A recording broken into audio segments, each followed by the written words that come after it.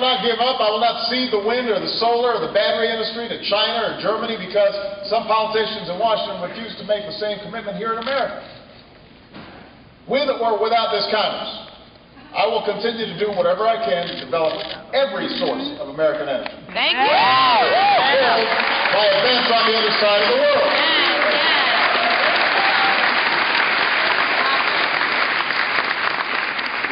Today we're taking a step that will make it easier for companies to save money by investing in energy solutions that have been proven here at the University of Miami.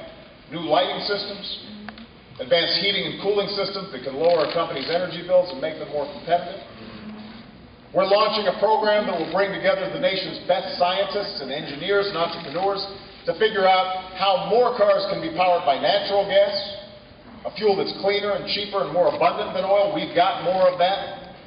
We don't have to import it. We may be exporting it soon.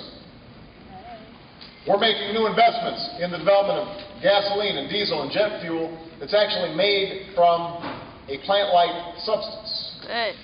Algae. You got a bunch of algae out here. Right?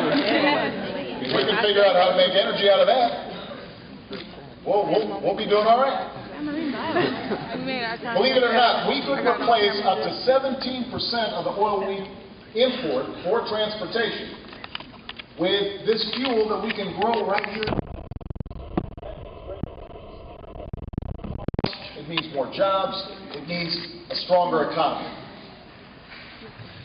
Now, none of the steps that I've talked about today is going to be a silver bullet. It's not going to bring down gas prices tomorrow.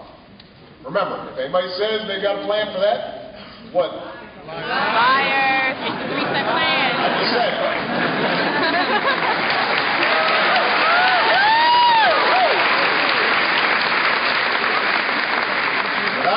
We're not going to overnight solve the problem of world oil markets.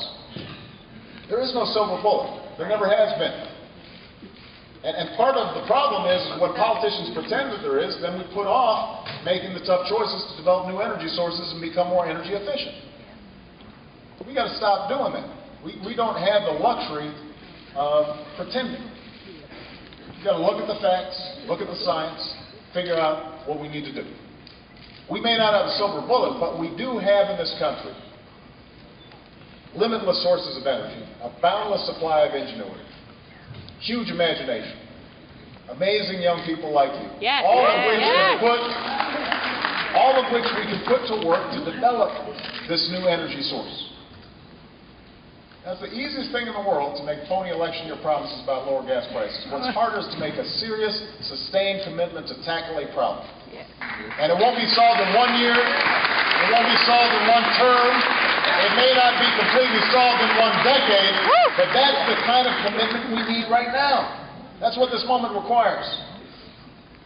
So I need all of you to keep at it. I need you guys to work hard. I need you guys to dream big.